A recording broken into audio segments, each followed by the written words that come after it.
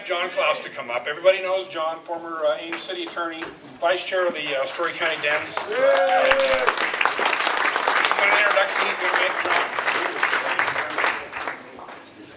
Hello, folks. You having fun? Yeah. There's no more fun than a Democratic soup supper. It's about as much fun as a human can have with their clothes on. You know?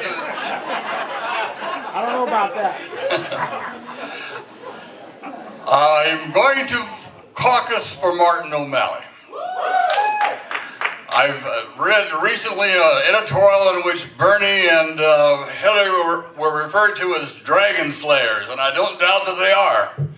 White knights who will slay the dragons, but I think what we need right now is a puzzle master. Puzzle masters who can figure a way through that maze of modern politics and get results. And Martin O'Malley, 2 terms in as city council member of a very complicated city, Baltimore, Maryland. 2 terms as mayor of a very difficult city, surviving primaries in a very complicated city. And 2 terms as a governor of Maryland, a very complicated state. This man has some skills. He has mastered the art of governance, and that's what we need.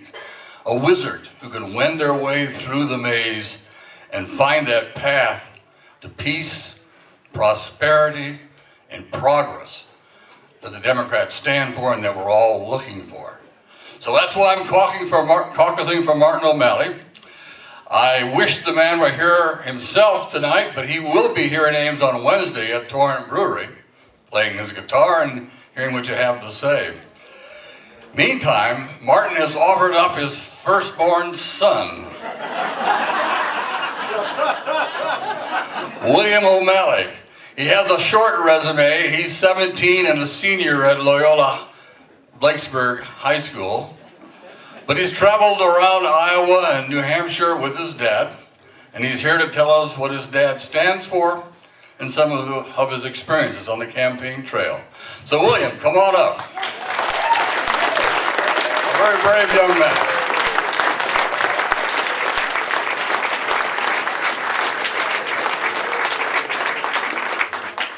Hello, Ames.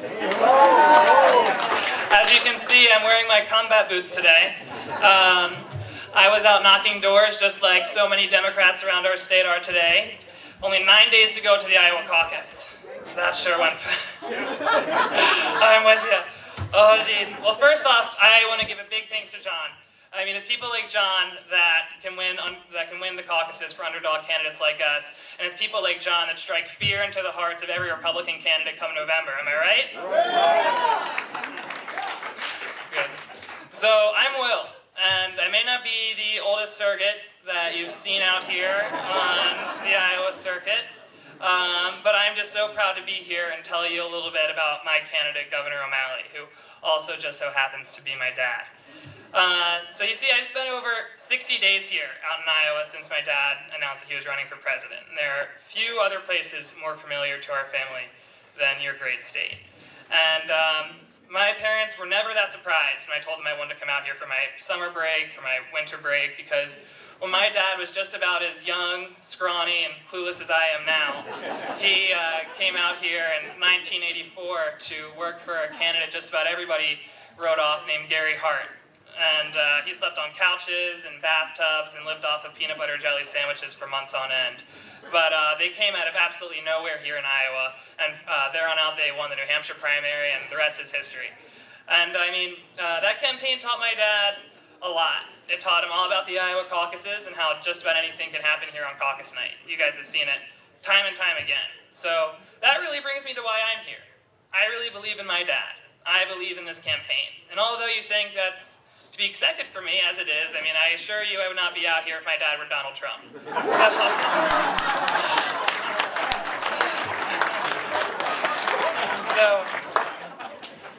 So I mean, you see, my dad is really 2 things that this country needs right now, and I really think lacks right now, and that's principled and fearless. And I mean, he hasn't spent decades in the halls of Washington. It's way too boring for him there. No offense to Kim Weaver and all our other representatives. But I mean, it's a story of someone who's been tested with the most awful situations time and time again, and really managed to thrive in them. And in 1999, my dad started out his public service as mayor of Baltimore. And I'm sure you all know about Baltimore quite well. And you know what I mean when I say he didn't run for mayor of Baltimore because he thought it was going to be a piece of cake, or an easy job, or a simple stepping stone. He ran for mayor of Baltimore because somehow we allowed ourselves to become the most violent and drug-addicted city in America. And somehow it became acceptable that we were burying hundreds of our neighbors every year. And he was never able to make our city immune to setbacks, but under his leadership, he reduced crime to record lows, he reduced police shootings to the lowest levels in decades, and he was reelected with 88% of the vote. And then in 2006, my dad decided to run against our state's incumbent Republican governor. You guys have one now, so you can get why we were a little frustrated back then. Yeah. When my dad served as our governor, it really was never about settling scores or stirring up rhetoric on the campaign trail. It was about, believe it or not, helping those who were the most vulnerable and bringing people together. And unlike some presidential candidates, he really has a record to prove it. In Maryland, during the first year of his term, he was hit with the worst economic crisis since the Great Depression. It was crippling. He had to watch countless droves of his neighbors be put out on the street because a few Wall Street executives decided to gamble with our money. And it was personal to him, but he got to work. Because as governor, he knew that houses, college savings, medical bills, and livelihoods of millions of his constituents depended on him. And, I mean, he really did the things that worked. Things that work. I mean, for example, get this, Governor Branstad. He actually increased education funding and made his schools #1 in America for 5 years in a row. He didn't just preach about the economy. He raised the minimum wage. He didn't talk about how he hated the super rich, but he sure did raise their taxes so he could lower them for the bottom 85% of earners.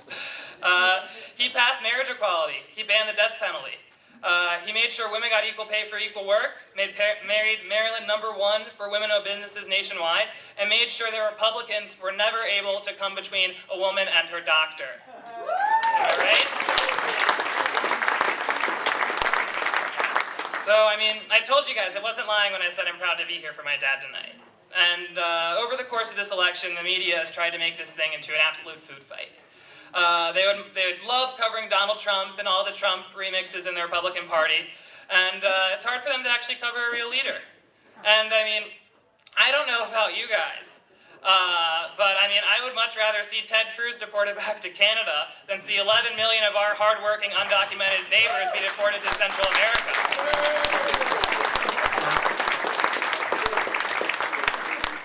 So, I mean, over the course of this campaign, my dad has been talking about how to move this country forward, and making sure we still have a country for my kids and my grandkids. And just a warning to all the surrogates, Senator Kane, Senator Klobuchar, Chairman Dean, I mean, I love all our candidates. Of course, in my eyes, they're not all created equal, but I mean, I'd be lying if I told you they had no differences. So you see, I mean, what I tell people about my dad is that he's a real progressive. He doesn't pick and choose which issues to wear on a given day. He's a fighter. And two issues that have really made me so proud of him time and time again is his record on gun safety and immigration. And, yeah. And when he was governor of Maryland, he was just horrified, as all of us were, at the just disturbing slaughter of the innocent in Newtown, Connecticut. And, I mean, he decided that he wasn't going to just let this go by. Maryland's actually quite a rural state. About 2/3 of our landmass is rural hunting land. And the NRA came at him like a freight train. But he passed common sense gun safety legislation. He passed background checks. He instituted an assault weapons ban because we simply can't look by and say that another classroom full of children's lives is worth more than a gun sale in America. And I mean, forget the candidates with the D- voting record, or forget the ones who change their position every election year. My dad stood up when it mattered. He saved lives, and he has a proud F rating to prove it. So,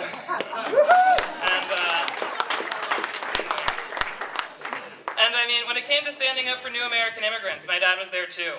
When he was governor of Maryland, not only did he pass the DREAM Act and give licenses to undocumented immigrants, but he stood up in the middle of a true crisis. I'm sure you remember 2 summers ago when countless children from Central America were showing up at our border. They were fleeing gang violence, and the only option that so many of them had was to flee for the United States.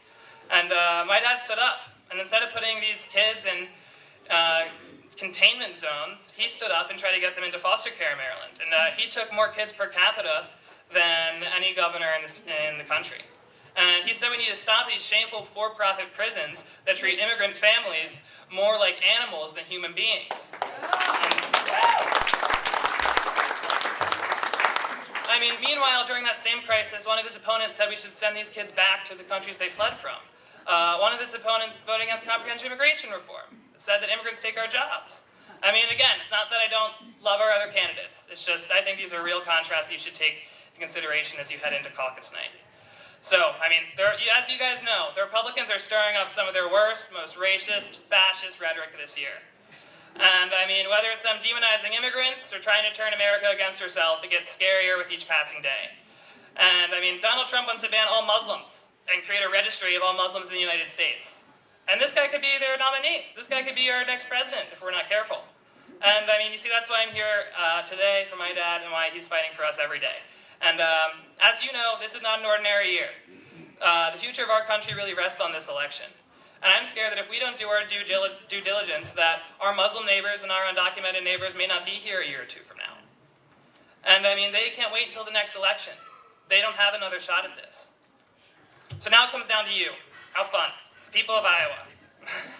And despite their best efforts, pundits and pollsters have accurately predicted next to nothing this cycle. And we have a ground game here that is second to none. And my dad has worked the caucuses before, and we are prepared to fight for each and every delegate come February 1st. So, I mean, we have an organizer here tonight, Ben, who is somewhere in the room, right there. He has commit cards. I have some commit cards, too, and I'll be making the rounds. But, I mean, really, we do need your help. And my dad always says that he's been drawn to a tough fight, because it's a tough fight is God's way of showing us that our cause is worth fighting for. So I need you to be fearless. Our country needs you to be fearless. And together, with an ounce of fear in our hearts, I'm sure we can win this election. So thank you so much, and I look forward to seeing you all on February 1st out in your local precinct.